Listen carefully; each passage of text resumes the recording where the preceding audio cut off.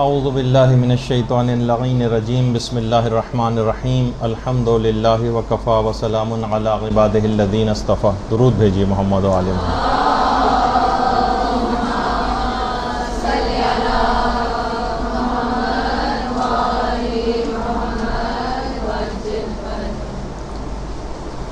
جو کہ اکثر دماغوں میں آتا ہے اور یہ پوچھا بھی جاتا ہے کہ ہم بہت سے نیک کاموں کی اہمیت سے آگاہ ہونے کے باوجود اس کو کر نہیں پاتے، ان کی توفیق ہی نہیں مل پاتی. نماز شب کے سلسلے میں کتنی آپ نے تاکید سنی، لیکن نماز شب کی توفیق ہی نہیں مل پاتی. مثلا پڑھنے کے لیے اٹھا ہی نہیں جاتا. کتنے نیک اعمال اس طرح سے اور ہیں، یعنی جیسا ہم چاہتے ہیں ویسا عمل نہیں ہو پاتا، پھر ہم کیا کریں؟ دوسرے الفاظ میں ہمیں توفیق نہیں ملتی ان کاموں کو کرنے کی.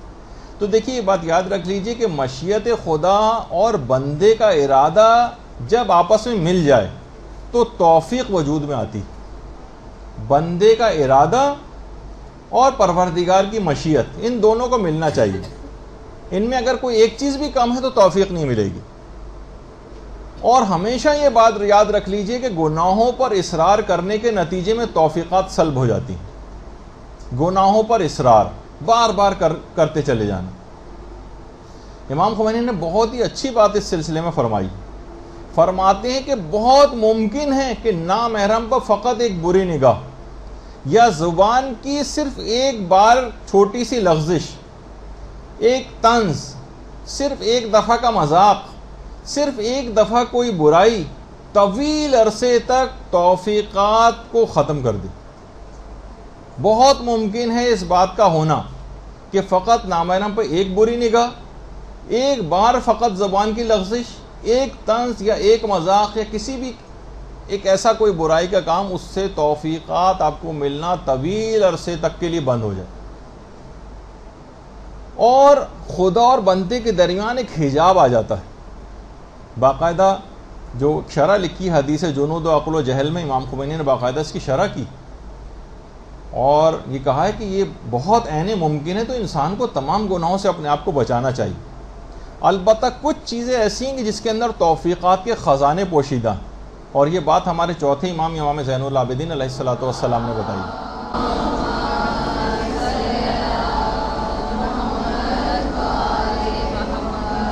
اور امام نے فرمایا کہ درود پڑھنے میں توفیقات کے خزانے پوشیدہ ہیں.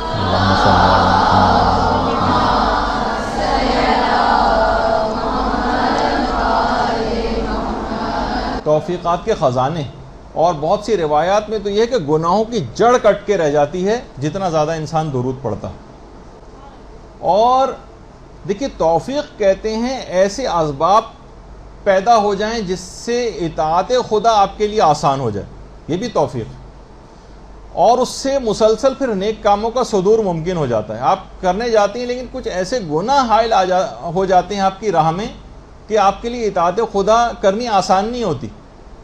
ایسی جگہ مثلا آپ کی شادی ہو گئی، کسی فاسق و فاجر شخص سے شادی ہو گئی، وہ آپ کو مثلا پردہ نہیں کرنے دے رہا ہے، وہ آپ کو کوئی اور اس طرح سے کاموں میں روڑے اٹکا رہا ہے. مثلا آپ کے کوئی اور رشتہ دار ایسا ہے جو آپ کو ان کاموں سے میں رکاوٹ ڈال رہا ہے. آپ مدرسے آنا چاہتی ہیں، وہ لوگ نہیں آنے دے رہے ہیں. مثلا تعلیم دین حاصل کرنا چاہ رہی ہیں، کسی اور جگہ سے کوئی رکاوٹ آ رہی ہے. یعنی اس کا مطلب ہے کہ توفیق مل نہیں پا رہی.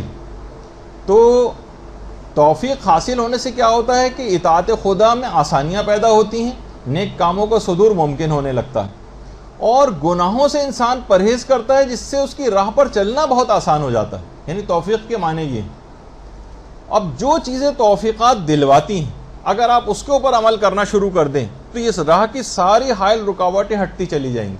سوال یہی تھا نا کہ کتنے نیک اعمال ایسے ہیں کہ ان کی اہمیت سے ہم واقف ہیں لیکن ہم کر نہیں پاتے، ہمیں توفیق نہیں مل پاتی کہ ہم اس کام کو کر سکیں. تو ایک تو طریقہ ابھی آپ نے سن لیا کہ محمد و آل محمد پہ درود پڑھنا، یہ توفیقات کے خزانے اس کے اندر پوشیدہ ہیں. اللہم صلی علی محمد.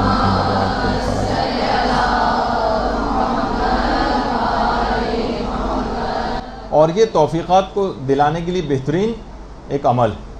دوسری چیز علماء نے کہی، اب اس میں اتنا وقت نہیں ہوگا میرے پاس، بہت تیز رفتاری سے گزرنا ہے. تقویٰ جتنا زیادہ آپ حاصل کرتی چلی جائیں گی، گناہوں سے اپنے آپ کو جتنا زیادہ آپ بچائیں گی اپنے آپ کو گناہوں سے، اتنا ہی توفیقات آپ کو زیادہ سے زیادہ ملتی چلی جائیں گی.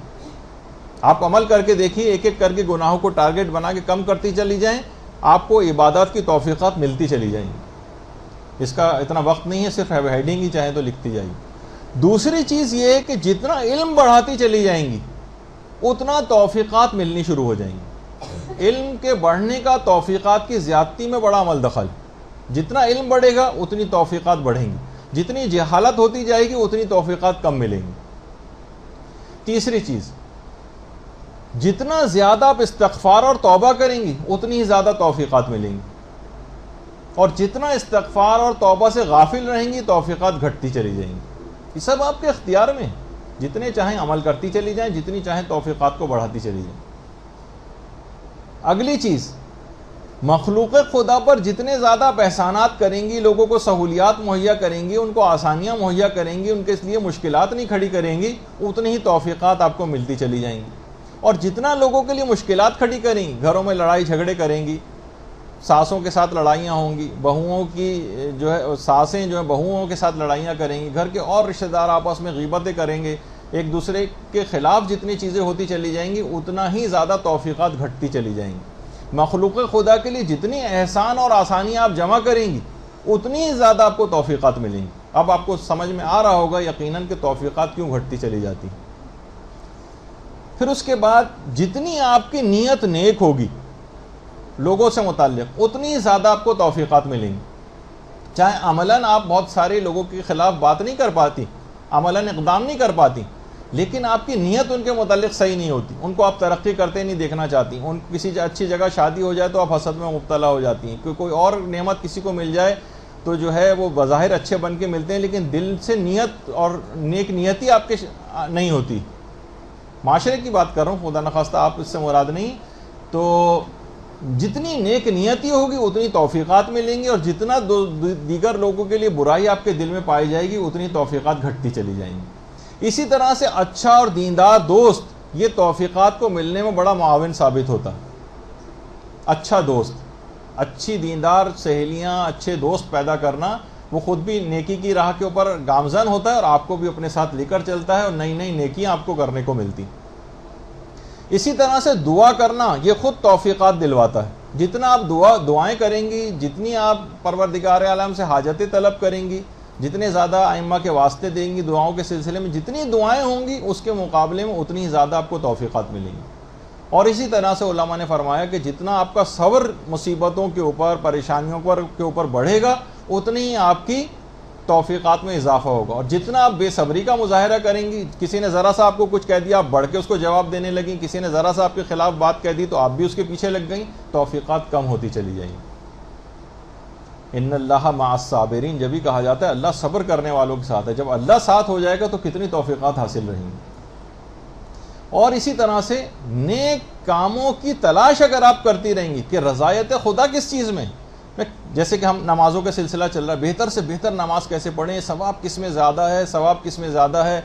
کوئی بھی عمل آپ کرنے جا رہی ہیں فوراً یہ دیکھیں کہ کون سا طریقہ ایسا ہے میں زیادہ سے زیادہ خوشنودی خدا حاصل کر سکوں. نیک کاموں کی تلاش میں رہیں. یہ نہیں کہ بس وہ 2-4 چیزیں آپ نے پکڑ رکھی ہیں بس اس کے علاوہ کسی طرف نگاہ نہیں. نئی سے نئی چیزیں نیک کاموں کی تلاش کریں، خود بخود توفیقات آپ کے پیچھے پیچھے آئیں گی.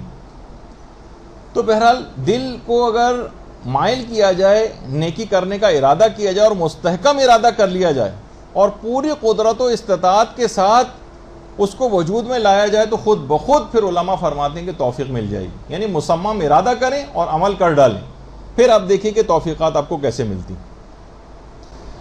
تو یہ ایک سوال اس کا بھی جواب ہو گیا کہ ہم بہت سی چیزوں کو نہیں کر پاتے ہیں لیکن اس میں ہمارا اپنا قصور ہوتا ہے، جو کہ آپ نے سارے قصور بھی سن لیے، اور اس کے برخلاف کون سے اعمال کریں تو ہمیں اس